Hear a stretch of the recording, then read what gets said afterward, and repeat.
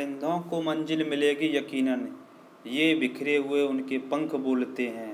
वो लोग रहते हैं खामोश अक्सर, जवानी में जिनके हुनर बोलते हैं। नमस्कार साथियों, स्वागत है अपने प्यारे YouTube channel Ajay academy and motivator में। साथियों, आज हम बात करेंगे वीर योद्धा एकलव्य के बारे में, जिसने इतिहास में बहुत कुछ किया।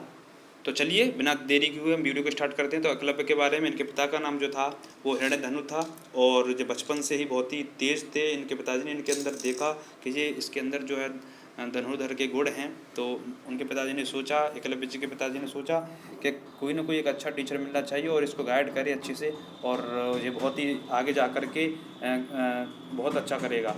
तो उस ज़माने पर जो शिक्षा देते थे वो गुरु द्रोणाचार्य थे, जो कि कौरव और पांडवों को शिक्षा देते थे। तो उन्होंने सोचा कि मैं उनसे ही शिक्षा दिलवाऊं। तो वहाँ गए एकलव्य जी, तो वहाँ गुरु द्रोणाचार्य जी शिक्षा दे रहे थे कौरव और पांडवों को।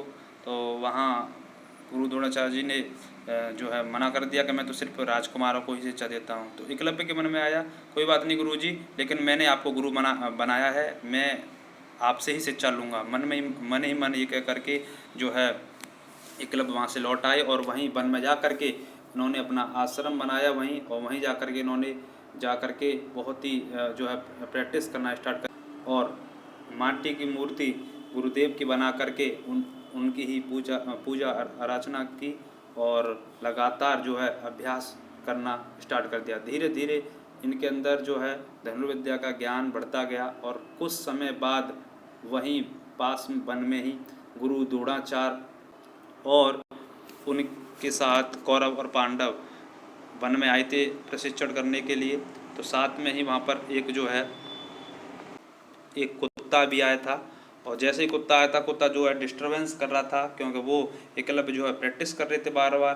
तो उन्होंने एकलव्य ने जो है शब्द वेदी बाण चला दिया, और कुत्ते के मुंह में जाके लगे, और ऐसे बाण चलाया कुत्ते को किसी प्रकार का कष्ट नहीं हुआ, ना दर्द वगैरह, और ना ब्लड निकला। तो ये सारा दृश्य वहाँ जो कौरव और पांडवों को शिक्षा देने वाले गुरु द्रोणाचार्य जी ने देखा, और सभी लोगों ने देखा। चकित रह गए सब लोग कि ये कैसा जो है जो बाण चलाया है, जो किसी कुत्ते को जो किसी प्रकार का कष्ट नहीं हुआ है। तो ये दौड़ते हुए वहाँ खोजने लगे कौन है ऐसा। तो देखा कि वहीं पास में ही वहाँ एकलव्य जो है प्रैक्टिस कर रहा था।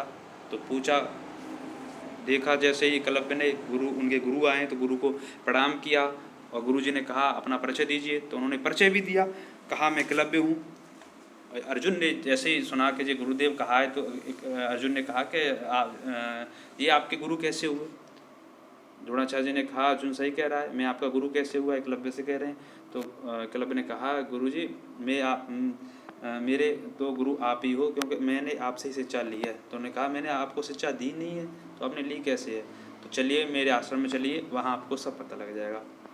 जैसे उन अपने आश्रम में ले जाते हैं एकलव्य, तो वहाँ जाके देखते हैं कि मेरी मूर्ति, यानी गुरु द्रोणाचार्य देखते हैं कि मेरी मूर्ति है यहाँ पर, और इससे इसने शिक्षा प्राप्त की है। तो मैं बहुत बड़ा धन्य हूँ। अंदर से मन ही मन कह रहे हैं कि मेरा शिष्य जो है, मैंने शिक्षा नहीं दी, उसके बावजूद मूर्ति से ही उसने शिक्षा प्राप्त की, और इतना बड़ा धनुर्धारी बन गया है। तो इनके मन में एक विचार भी आया कि मैंने अर्जुन को वरदान दे दिया है, और घोषणा भी कर दिया कि विश्व में ऐसा कोई तुमसे ज़्यादा धनुर्धारी नहीं होगा, लेकिन ये तो उससे भी ज़्यादा है।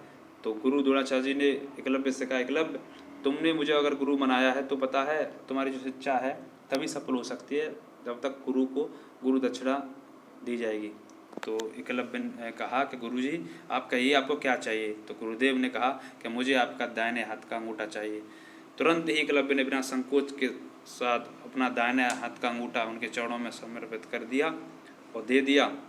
यानी वो अपनी पूरी जो शक्ति है वो रख दी गुरु जी के सामने।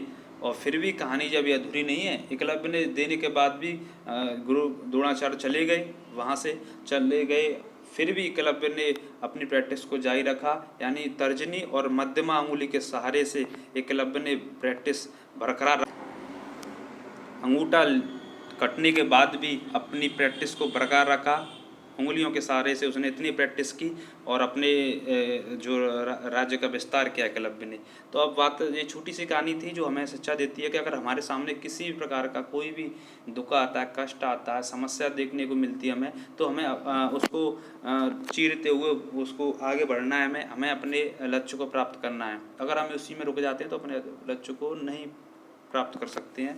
तो हमें अपने आप से करना चाहिए और एकलव्य से ये सीखना चाहिए कि खुद गुरुजी ने शिक्षा न देने के बाद भी उन्होंने अपने आप को अकेला नहीं समझा और अपने आप को बस कठोर समझा, मजबूत समझा और लगातार अपने कार्यों में लगे रहे। तो यानी हम अगर अपने कार्यों में लगे रहे हैं, अपने जो हमारा कार्य है, हमें जो जिस चीज़ को पाना है उस चीज़ में अगर हम लगे रहेंगे तो निश्चित रूप से हम सफल हो जाएंगे और अपने लक्ष्य को प्राप्त कर लेंगे। तो साथियों, अगर वीडियो अच्छी लगी हो तो शेयर ज़रूर करें और कमेंट करके ज़रूर बताएं कि वीडियो किस तरह से है और एकलव्य और अर्जुन में से सर्वश्रेष्ठ धनुर्धर कौन है। धन्यवाद साथियों।